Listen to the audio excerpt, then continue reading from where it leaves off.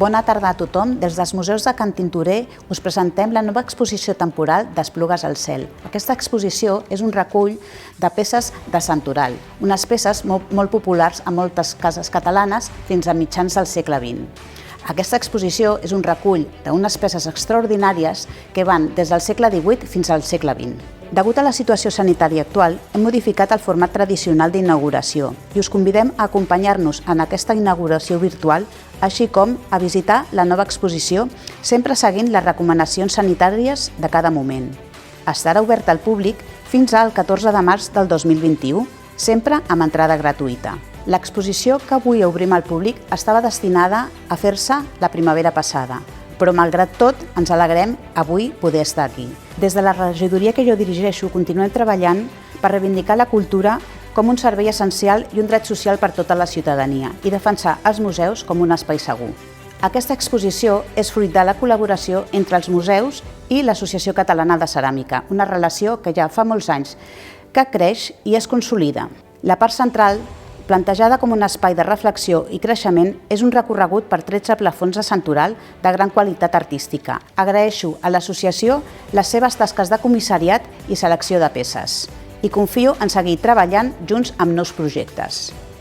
La mostra es tanca amb un àmbit local. Els Museus d'Esplugues, en col·laboració amb l'Arxiu Municipal, dediquen l'espai final de l'exposició a la relació de plafons de santoral amb la ciutat d'Esplugues.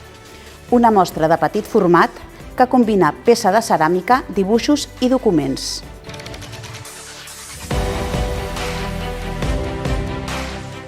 Alfons Romero i Josep Antoni Sardà, comissaris i representants de l'Associació Catalana de Ceràmica, són els encarregats de presentar-nos aquests plafons centrals i endinsar-nos en algunes d'aquestes meravelloses peces. És una satisfacció per l'Associació Catalana de Ceràmica poder presentar aquesta nova exposició. Exposició que és ja la 12a mostra que s'ha pogut organitzar gràcies a l'estreta col·laboració amb l'equip dels museus d'Esplugues de Llobregat. Gràcies al magnífic treball del seu equip ha estat possible fins i tot aquest any de dificultats i de problemes ja més que coneguts. Tot i així s'ha aconseguit dur a terme aquesta nova exposició. Normalment aquestes exposicions tenen un caràcter monogràfic, sigui sobre un tipus determinat de peça ceràmica o bé amb una temàtica molt concreta. Enguany hem triat com protagonistes d'aquesta exposició els plafons de santoral de ceràmica. Els plafons coneguts popularment dintre del món de la ceràmica com plafons de sant. El motiu és perquè representen a sants i santes del santoral eclesiàstic. Són peces d'una gran bellesa, treballades, elaborades per mestres que realment tenien una gran qualitat pictòrica, cosa que moltes vegades no és habitual dins del món de la ceràmica, però jo voldria fonamentalment destacar dos fets sobre aquests plafons. En primer lloc, que són peces d'una gran tradició. Una tradició que es remunta ja als gotxos de santoral que hi havia, que es donaven, després es venien a moltes esglésies per veneració de sants i santes i que després hem vist que els autors han agafat la idea gràfica sobre aquestes imatges. Aquests plafons tenen un moment àlgid, daurat, durant els segles XVII i XVIII, amb què presidien esglesioles, capelles populars i fins i tot llars particulars, masies, etc. Però s'ha de dir que continuen ben bé fins entrat al segle XX.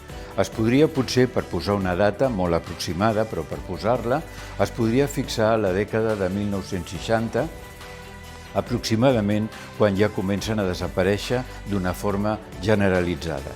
Mica en mica es van transformant ja en objectes més amb efecte decoratiu que no de devoció, però encara durant el modernisme tenen un moment molt potent, jo diria fins i tot un ressorgiment, i trobem quantitat de cases unifamiliars, d'estiueig, de les rodalies de Barcelona i arreu de Catalunya, doncs que trobem aquestes noves versions molt evolucionades d'aquells plafons que comentàvem del segle XVII i XVIII.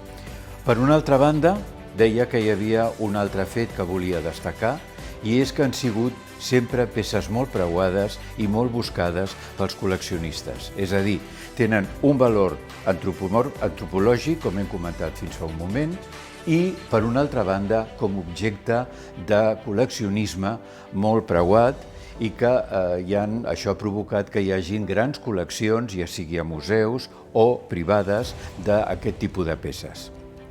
Amb això vull convidar a tothom a visitar aquesta fantàstica exposició que penso jo que donarà una satisfacció visual molt agradable per lo boniques que són aquestes peces i, per què no, si veniu amb la mainada, doncs jugar una mica de detectius i intentar esbrinar qui és qui amb els atributs que definim de cada un d'aquests tipus de sants i santes. Qui pot ser un rei, qui és una verge, qui és un bisbe o qui és un soldat.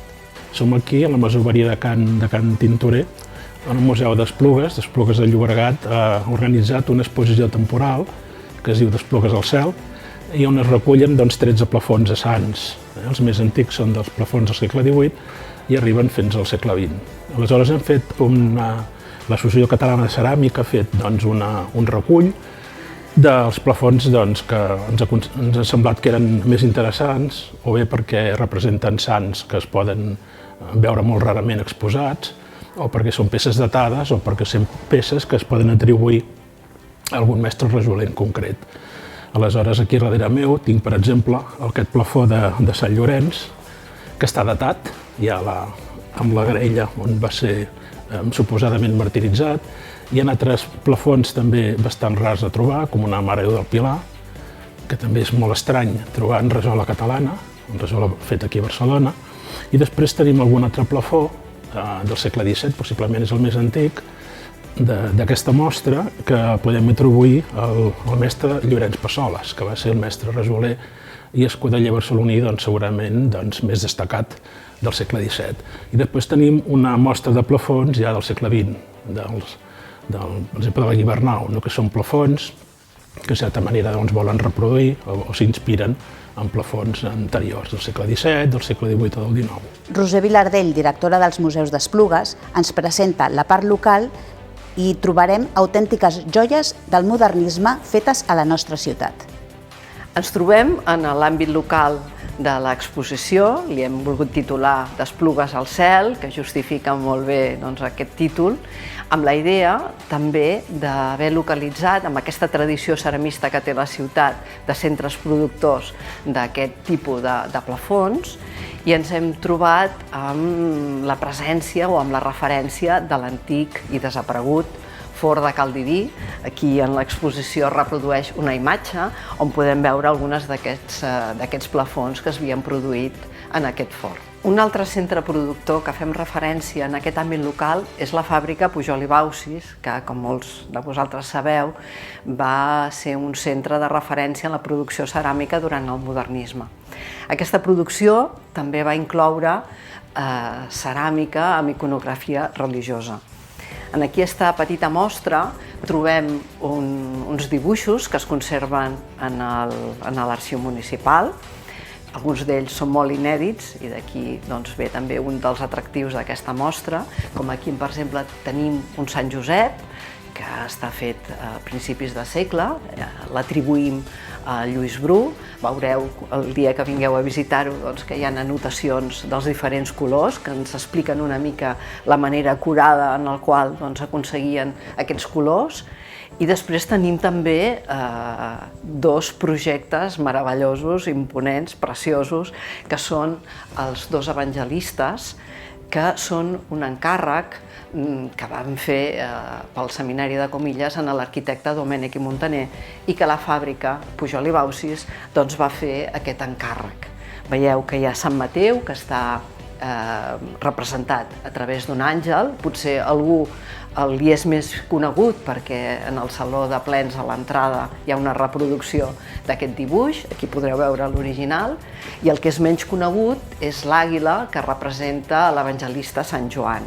Són doncs d'una gran bellesa, són atribuïbles al Domènech i Montaner, juntament amb el seu col·laborador Antoni Maria Gallissà. Són uns dibuixos a escala real i aquí al costat, a l'exposició, trobem també un dibuix també de Lluís Bru, d'un Sant Domènec, a escala reduïda, juntament amb dues estampes que segurament van ser la seva font d'inspiració. Així que tenim una mica part del procés creatiu. Per una banda, inicialment hi hauria un esbós, després hi hauria el dibuix a escala reduïda i després, posteriorment, hi hauria el de l'escala real. En el recorregut de peces també ens trobem en dos Sant Jordis. Això ja seria de l'última etapa de la fàbrica, la de la Narcís Ballbé Asenjo. Veurem especialment el Sant Jordi, que és molt gran, està signat pel Josep Obiols. El Josep Obiols era un pintor i un decorador molt rellevant de l'època del noucentisme i té la curiositat que ell va morir l'any 67 i segurament va ser cuit l'any 68 perquè és un any després. I concluïm una mica aquest passeig per Esplugues, convidant a tothom a retrobar i a remirar una altra vegada aquest tipus de plafons que, independentment de la seva connotació religiosa, comporta un plaer artístic i d'interès i de curiositat. Moltes gràcies a tots vosaltres per la vostra atenció. Us convido a visitar aquesta exposició, així com a participar a totes les activitats relacionades amb el seu entorn.